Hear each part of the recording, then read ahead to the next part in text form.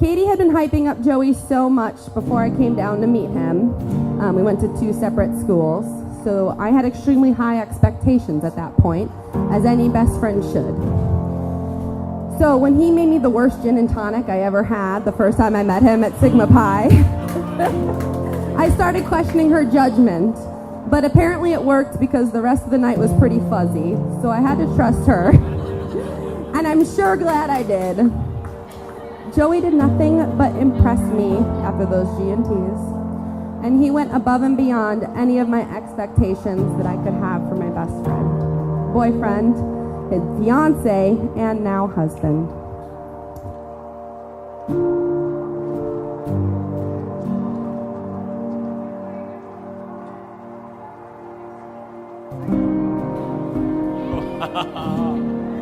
You're wearing that old thing? You look so good. Look at you. You look beautiful. I cannot tell you how much joy it brings to my heart to know that you, Katie, are the woman that will stand by, support, and love my brother. Besides, I knew I liked you from the start, and we laughed at all my jokes, and the rest of the family just ignored them. That's 100% the case, and is why you're so great. You're truly a glimmering gem, and I know I speak for the entire family when I say we are blessed that he has found you. Oh my gosh. I love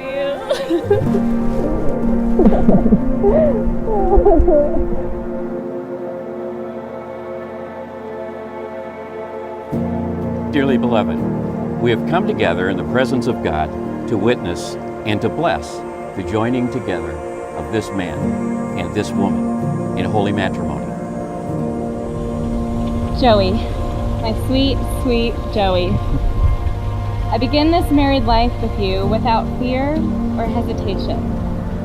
You are the one thing in my life I don't keep dreaming about. I don't wonder what life could have been, because I'm certain, I am secure, I am sure. When I think of the word vow, I see it not as a promise, but as an honor. I have the privilege to spend the rest of my life with you. With you, the most generous, selfless, kind-hearted human being. I don't want to stand here today promising you that our lives will be perfect. We'll do the best we can together. But today, on our wedding day, I promise you this. We will laugh, we will grow, we will keep our flame ignited. Our love is forever. That is all I can promise in truth. Katie, let me start by saying that these words flow more confidently and sincerely from my heart than any that have preceded. Today, surrounded by those who love us, I promise you above all else that my heart will always belong to you, fiercely and faithfully. I will begin every day thinking of you, spend every day inspiring you, and will not allow any day to end without reassuring you that I am yours, in word and in action.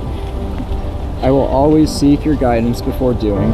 I will always communicate freely and honestly with you. I will walk the path through life that we choose, together, by your side, as an equal.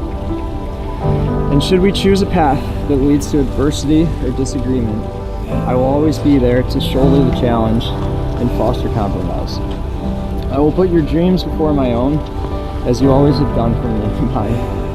And I will guard against complacency, to promise to never tire of discovering more reasons to love you. Lastly, I promise to fill our lives with compassion, laughter, and perfect trust. From this day forward until my last, I love you for all that you are, all that you aren't, and all that you will become.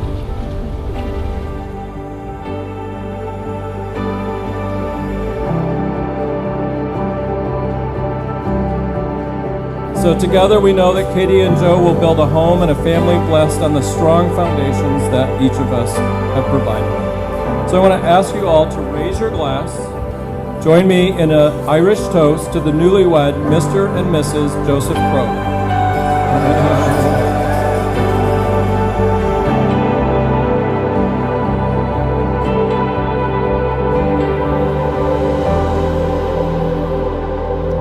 Catherine and Joseph have given themselves to each other by solemn vows, by the joining of rings, and by the joining of their hands, I do here now, by the authority vested in me, pronounce you to be henceforth husband and wife. You may kiss the bride.